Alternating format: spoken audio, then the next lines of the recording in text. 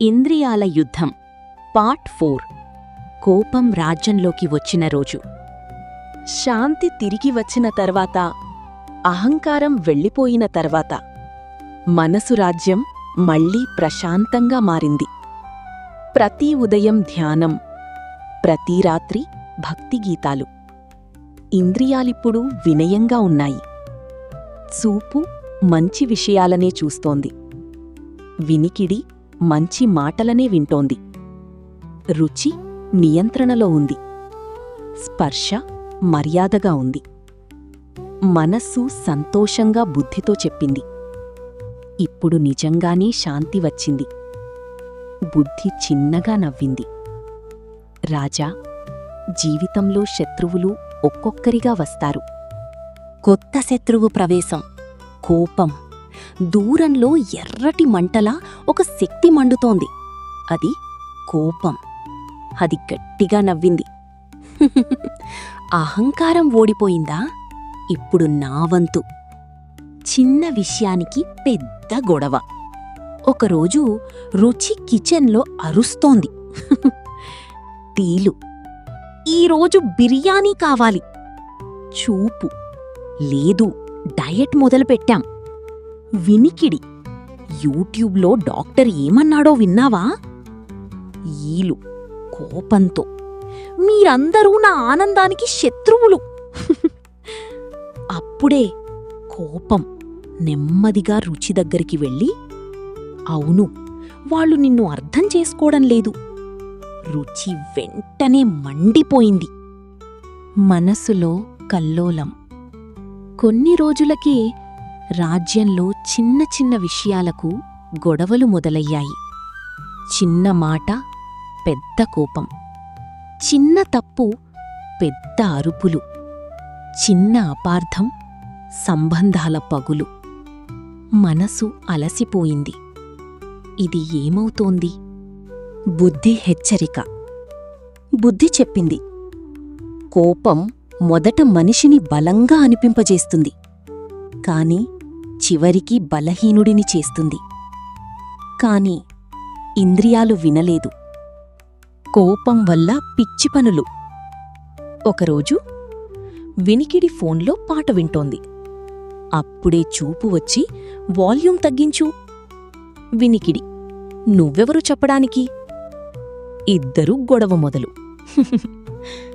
స్పర్శ మధ్యలోకి వచ్చి, స్టాప్, పీస్. కాని పొరపాటున ఫోన్ కింద పడేసింది. Mobile blast. అందరూ ఒక్కసారిగా అయ్యో. మనసు విరిగిపోవడం. రాత్రి మనసు ఒంటరిగా కూర్చుంది.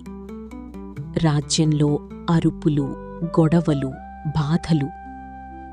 మనసు కన్నీళ్లు పెట్టుకుంది. నేనెందుకిలా మారిపోతున్నాను?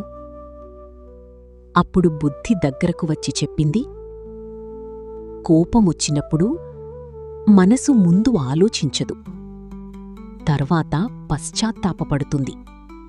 దేవాలయ సన్నివేశం. మనస్సు ఆలయానికి వెళ్ళింది. అక్కడ ఒక చిన్న బాలుడు దీపం వెలిగిస్తున్నాడు. మనసడిగింది, నీకు కోపం రాదా? బాలుడు నవ్వి చెప్పాడు, రాదు కాదు, కాని కోపం వచ్చినప్పుడు నేను దేవుణ్ణి గుర్తు చేసుకుంటాను. మనసు ఆశ్చర్యపోయింది. కోపం యొక్క నిజస్వరూపం. ఆ రాత్రి కోపం తన అసలు రూపంలో కనిపించింది. నేనొచ్చిన చోట ప్రేమ ఉండదు. నేనొచ్చిన చోట బుద్ధి పనిచెయ్యదు. అది ఇంద్రియాలను పూర్తిగా నియంత్రించసాగింది. చూపు తప్పులనే చూస్తోంది. వినికిడి చెడు మాటలనే వింటోంది. రుచి అసహనం పెంచుతోంది. రాజ్యంలో పెద్ద యుద్ధం. ఇంద్రియాలు ఒకదానిపై ఒకటి అరుస్తున్నాయి. నువ్వే తప్పు, లేదు నువ్వే. మనసు పూర్తిగా బలహీనపడింది. రాజ్యం చీకటిలో మునిగిపోయింది. గురువు తిరిగి రావడం. అప్పుడే పాత గురువు తిరిగి వచ్చాడు. ఆయన గట్టిగా అన్నాడు, ఆపూ. ఆ స్వరం విన్న వెంటనే రాజ్యం నిశ్శబ్దమైంది. గురువు ఉపదేశం. గురువన్నాడు, కోపం అగ్నిలాంటిది.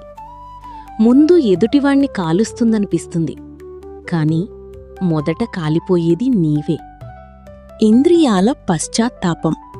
ఇంద్రియాలు ఏడుస్తూ చూపు. కోపంతో నేను మంచిని చూడలేకపోయాను. వినికిడి. ప్రేమ మాటలు వినలేకపోయాను. రుచి. అసహనం వల్ల అందర్నీ బాధపెట్టాను. కోపాన్ని జయించే సాధన.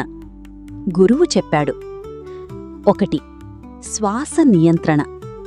కోపం వచ్చినప్పుడు ముందుగా లోతుగా శ్వాస తీసుకో. 2. మౌనం. ఆ సమయంలో మాట్లాడితే మాటలు కత్తులవుతాయి. 3. భక్తి. దేవుని పేరు జపిస్తే కోపం కరుగుతుంది. 4. క్షమ. క్షమించేవాడే నిజమైన బలవంతుడు. క్లైమాక్స్. కోపం ఓడిపోయిన రోజు. కొన్ని రోజుల సాధన తర్వాత రాజ్యంలో మళ్ళీ శాంతి వచ్చింది. కోపం బలహీనమైంది. అది చివరిసారి నవ్వి, నేను పూర్తిగా పోను, కాని నన్ను నియంత్రించగలిగితే మీరు గెలిచినట్టే అని చీకటిలో కలిసిపోయింది. మనసు యొక్క గొప్ప మాట. మనసు సింహాసనం మీద నిలబడి చెప్పింది, కోపం రావడం తప్పు కాదు, కోపం మనల్ని నియంత్రించడం తప్పు. అందరూ కలిసి ప్రార్థించారు. ఓం శాంతి శాంతి శాంతి. నీతి. మారల్. కోపం వచ్చినప్పుడు బుద్ధి పనిచెయ్యదు. ఒక్క నిమిషం కోపం సంవత్సరాల బంధాన్ని పాడుచేస్తుంది. శ్వాస ప్లస్ మౌనం ప్లస్ భక్తి = కోపానికి మందు. క్షమించగలిగినవాడే నిజమైన మహానుభావుడు. Powerful dialogue. కోపం చేతిలో ఉన్న మనిషి తన చేతులతోనే తన శాంతిని నాశనం చేసుకుంటాడు. Friends, please subscribe, like, share and comment మన ఛానల్.